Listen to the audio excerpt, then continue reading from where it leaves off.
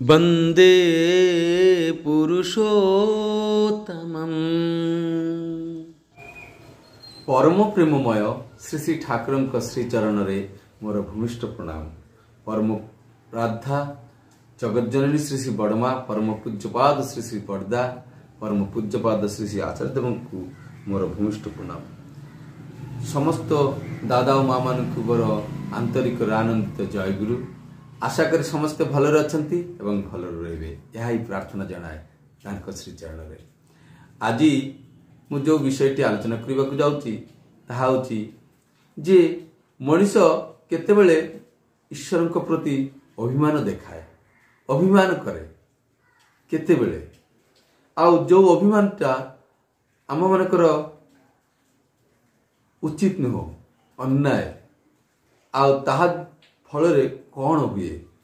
अभिमान अनेक प्रकार रही थाए, किंतु ये अभिमानटा जितेबले शक्त हो जाए, मजबूत हो जाए, सेतेबले अभिमान भांगीबाटा अति कष्टकर। आ तार परिणाम कौन हुए से विषय आमे आलोचना करबा। जेमती आमे जेमिति करूचु आमे सेमिति पाउचु। विधिर विधान भगवान बा विधाता सी मध्य लंघी पारे नहीं, नुह कि? तो आसंतु परम पूज्यपाद बिंकी दादा कौन कहिचंती यहाँ उपरे आमे सुनिबा। अति गुरुत्वपूर्ण कथा, मन देकी सुनिबे। विपद मुहूर्त रे बुद्धिभ्रष्ट हेबा उचित नुहे, बरं परिस्थिति जेते उद्वेगजनक आंभ मानकर स्नायु गुड़िक सेते सतेज होई उठी थाए बा उठिबार कथा। चिंता स्नायु कर्म स्नायु मध्य, चिंता स्नायु और कर्म स्नायु मध्य सामंजस्य और समन्वय न रहिबा माने ही होची मु द्वंद्वी वृत्तिर शिकार। द्वंद्वी वृत्ति अर्थ गो बिटवीन। मु भावे गोटे प्रकार करे आउ एक प्रकार। ठाकुरंक मनुष्य माने, ठाकुरंक मनुष्य मानक पक्षे यह खूब भल कथा नुह। द्वंद्ववृत्ति अर्थात मन मुह ठीक नहीं। ठाकुर अनेक आशा आंभ मान आउ ठाकुर अजथा से आशा करंतिनी। आंभ मानकर से क्षमता अच्छी बोली ही ठाकुर आंभ मान यही आशा पोषण करती। आंभ माने ही आमर क्षमतार अपव्यवहार करू बा अपव्यवहार, क्षमतार अपव्यवहार करू बा व्यवहार करू। आमे माने निजर मु को सजाइबारे ही व्यस्त। यही मु पछरे न थाई तुम पछरे धाइले किंतु जीवन गुड़िक आहुरी आकर्षणीय हुए। चिंता चलन कर्म मध्यरे सेतेबेले आउ सामंजस्यर अभाव हुए ना। अद्भुत कार्य मध्यरे निजकु जोड़े पकाइबाकू हुए ना। एटा ठीक जे यही मुटा अच्छी बोली ही आमे माने निजर अस्तित्व बुझिबारू, किंतु मु तोर दास नुहे, मु तो तुमर दास ठाकुर। मु मंद हुए भल हुए, दोषयुक्त हुए दोषमुक्त हुए, गुणी हुए बा गुणहीन हुए, मु जपरी ही हुए मु ठाकुर तुमर हुए। केवल तुमे माने आमे एटा सिंसियरली भाविबा, बुझिबा और सही अनुଯାयी चलिबा। हेले एठी बिंकीदा ठाकुरन को किपरि भावरे चिंता करिबा, ठाकुर को कथा को, ठाकुर को सेवा करिबा बेलकू कौन आमे किपरि भाविबा, किपरि चलिबा सेही कथा को इंगित करचंती जे मु तो ठाकुर केवल तुमर ही। मोर भल गुण थाए, मंद गुण थाए, जहाँ किसी अच्छी सब किसी तुमर ही। किंतु ता परिवर्ते आमे मु को ही प्रार्थना देखी निज को ही सजाइबारे व्यस्त ही जाऊ। आउ एठी आसे द्वंद्वी वृत्ति। नहेले आमर दशा सेतेबेले कौन हबो? जदि आमे माने सिंसियरली भाविबा, बुझिबा जे मु तुमर ही एमिति भाविबा, जेतेबेले सिंसियरली, सेतेबेले कौन हबो? तांको अनुसार चलीबाटा हबो। নহলে କ'ଣ ହବ? ନହେଲେ ଆମର ଦଶା ସେତେବେଳେ କ'ଣ ହବ? ସବୁଠୁ ପ୍ରଥମେ ହିଁ ଆସିବ ପ୍ରଜନ୍ମର କର୍ମୀମାନଙ୍କ ପ୍ରତି ଅନାସ୍ଥା ଓ ହୀନମନ୍ୟତା। ଅର୍ଥାତ୍ ଯେଉଁମାନେ ଠାକୁରଙ୍କର କର୍ମୀ, ଯେଉଁମାନେ ଠାକୁରଙ୍କର ପ୍ରଚାର ପ୍ରସାର କରନ୍ତି, ଠାକୁରଙ୍କୁ ନେଇ ଚାଲନ୍ତି, ଦୀକ୍ଷା ଦିଅନ୍ତି, ଯାଜନ କାର୍ଯ୍ୟ କରନ୍ତି, ସେଇ କର୍ମୀମାନଙ୍କ ପ୍ରତି କ'ଣ ହବ? ଲୋକମାନଙ୍କର, ସାଧାରଣ ଲୋକମାନଙ୍କର ଅନାସ୍ଥା ଏବଂ ହୀନମନ୍ୟତା ଆସିବ। ଆମମାନଙ୍କର ମନେ ହବ ଏହିସବୁ ପିଲାମାନେ ଏବେ ଆଗୁଆ ହୋଇଛନ୍ତି। ଯେଉଁ କର୍ମୀମାନେ ଅଛନ୍ତି ଅଲରେଡ଼ି, ସେମାନେ କରି କରିକି ବରିଷ୍ଠ ହୋଇଛନ୍ତି, ଆଗକୁ ବଢ଼ିଛନ୍ତି, ବୟସ ହେଇଛି, ଅନେକ ଦିନ ଧରି କାର୍ଯ୍ୟ କରିଛନ୍ତି। ସେମାନଙ୍କ ମନ ଭିତରେ କ'ଣ ଆସିବ? ହୀନମନ୍ୟତା ଆସିବ। ସେମାନେ ଭାବିବେ ଏହିସବୁ ପିଲାମାନେ ଏବେ ଆଗୁଆ ହୋଇଛନ୍ତି, ଆମର ଆଉ ମୂଲ୍ୟ ନାହିଁ ଇତ୍ୟାଦି। କିନ୍ତୁ ମୋର କର୍ମ ମଧ୍ୟରେ, ମୋର ଚଳନ ମଧ୍ୟରେ, ମୋର ବୋଧ ମଧ୍ୟରେ ଯଦି ଦୃଢ଼ତା ଥାଏ, ବ୍ୟକ୍ତିତ୍ୱରେ ଯଦି ସବଳତା ଥାଏ, ମୋର ନିଜର ଅନ୍ୟାୟଗୁଡ଼ିକୁ ମୁଁ ଯଦି ନିର୍ମମ ଭାବେ ପ୍ରତିକାର କରିବାର କ୍ଷମତା ରଖେ, କର୍ମ ଜଗତରେ କେବେ ବି ମୋର ପ୍ରୟୋଜନ ଶେଷ ହୋଇଯାଏ ନା, ମୂଲ୍ୟ କମେ ନା।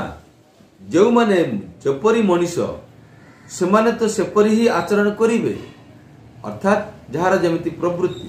କିନ୍ତୁ ପ୍ରତ୍ୟୁତ୍ତରରେ ମୁଁ ବି କାହିଁକି ଅନ୍ୟାୟ ଆଚରଣ କରିବି? ଯଦି କେହି ଅନ୍ୟାୟ ଆଚରଣ କରେ, ମୁଁ କାହିଁକି ଅନ୍ୟାୟ ଆଚରଣ କରିବି? ଆଉ ମୋର ଯଦି କାହାରି ବି ଆଚରଣ ସେଭଳି ଅନ୍ୟାୟ ଅନୈଜ୍ୟ ଲାଗେ, ତେବେ ତାକୁ ସାମ୍ନାରେ ଶାସନ ନ କରି ମୋତେ ଆଢୁଆଳକୁ ଯାଇ ପରନିନ୍ଦା କରିବାକୁ ହେବ କାହିଁକି? ତାର ମାନେ ମୁଁ ନିଜେ ବି ନିଶ୍ଚୟ ହିଁ ଏହିଭଳି ଅନ୍ୟାୟ ଆଚରଣ ଆଗରୁ କେବେ କରିଛି। ସେହି କଥା ମନେ କରି ମୋର ଆଉ ପ୍ରତିବାଦ କରିବାର ସାହସ ଜୁଟୁ ନାହିଁ। ବ୍ୟକ୍ତିତ୍ୱର ସବଳତା ନଥିଲେ ଏହିପରି ଅନେକ କିଛି କିନ୍ତୁ ହଜମ କରିବାକୁ ହେବ। ତାପରେ ଆସିବ ଅଭିମାନ। এই অভিমানটা কেতବେଳେ ଆସୁଛି? ନା ଆମେମାନେ ଯେଉଁ ଭୁଲ ତ୍ରୁଟି କରିଥାଉଛୁ, ସେଇଭଳିଆ ଭୁଲ ତ୍ରୁଟି କେହି ଯଦି ଆମ ସହିତ କରୁଛନ୍ତି, ଆମେ ତାଙ୍କୁ ସାମ୍ନାରେ ପ୍ରତିବାଦ କରିପାରୁନି, ପଛରେ ଯାଇକି ଆମେ ନିନ୍ଦା କରୁଛୁ। ଏଇଟା କାହିଁକି କରିବାକୁ ପଡ଼ିବ? ଆଉ ଏମିତି କରି ସେତେବେଳେ ଆସୁଛି ଆମମାନଙ୍କ ଭିତରେ ଅଭିମାନ। ଆମର ବ୍ୟକ୍ତିତ୍ୱର ସବଳତା ରହେନି, ଆଉ ଶେଷରେ ଆସୁଛି ଅଭିମାନ। କାହା ଉପରେ? ଠାକୁରଙ୍କ ଉପରେ ଅଭିମାନ ଆସୁଛି। ଯାହାଙ୍କ ଛଡ଼ା ମୋର ଚଳିବନି, ଯାହାକୁ ଛାଡ଼ିକି ମୁଁ ଚଳିପାରିବିନି, ଗୋଟିଏ ପଦେ ବି ଚାଲିପାରିବିନି, ତାଙ୍କ ଉପରେ ଅଭିମାନ କରିବା। ଏହାର ମାନେ ତ ନିଜ ପାଦରେ ନିଜେ ହିଁ କୁରାଡ଼ି ମାରିବା। ଯେଉଁ ଡାଳରେ ବସିଛି ସେହି ଡାଳକୁ କାଟିବା। ନିଜ ହିସାବରେ ଚାଲିବା ପାଇଁ ତ ଆମେମାନେ ଦୀକ୍ଷା ନେଇନେ, ଠାକୁରଙ୍କ ହିସାବରେ ଚଳିବା ପାଇଁ ସଂକଳ୍ପ ନେଇଛେ। ଆମେମାନେ ମୋ ହିସାବରେ ଭାବିଲେ ହେବନି, ତାଙ୍କ ହିସାବରେ ଭାବିବାକୁ ହେବ। ଦୀକ୍ଷା ସଂକଳ୍ପରେ ଯାହା ଯାହା କହିଛି ସେଗୁଡ଼ିକ ମୋ ଜୀବନର ସଂକଳ୍ପ।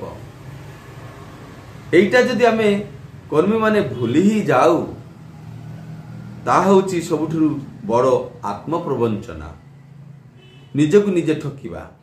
ଏହି ଯେ ଅନେକ ହାହାକାର କରିଥାନ୍ତି ଯେ ମୋର ଆଉ କୌଣସି କ୍ଷମତା ରହିଲା ନାହିଁ, କୌଣସି ଅଧିକାର ରହିଲା ନାହିଁ ଇତ୍ୟାଦି। ଆଚ୍ଛା, ଯେତେବେଳେ ମୁଁ ରହିବିନି ସେତେବେଳେ ମୋର ଦାୟିତ୍ୱ ଗୁଡ଼ିକୁ କିଏ ସମ୍ଭାଳିବ, କିଏ ଦେଖାଶୁଣା କରିବ?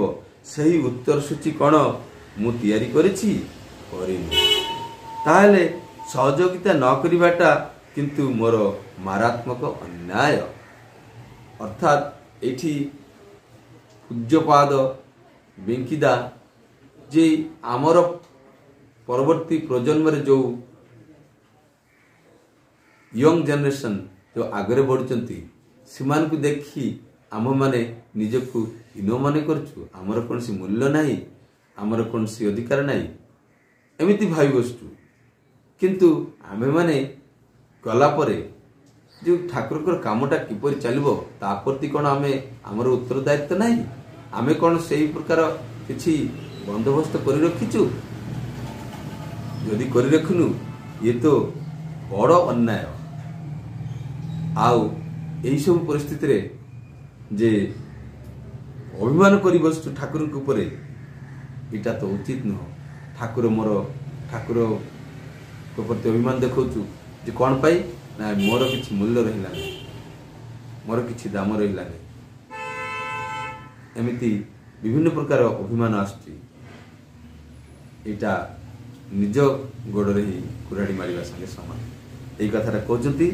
तो आज मु यही कथा गुड़ी को मु मासिक पत्रिकारु उद्धृत करिकी आपण मन सामने परिवेशन कली। आशा करे भल लागिथिबो एवं जहाँ आम बुझिलु परवर्ती जो माने अछंती जो माने आगैबा पाई उत्साही से मानको आगेई देबा एवं केबे मध्य आमर व्यक्तित्वर भूल त्रुटि को जाबुड़ी धरिकी अभिमान करी बसिबा नाही। हेले आमर व्यक्तित्वर दृढ़ता सफलता आसीबो नाही। तेणु आमर भूल त्रुटि जहाँ अछि ताकू काढ़ी देकी तांकर ही मु तांकर ही एई भाव नहीं कि चलिबा को हबो। ठीक अछि। जय गुरु। वंदे पुरुषोत्तम।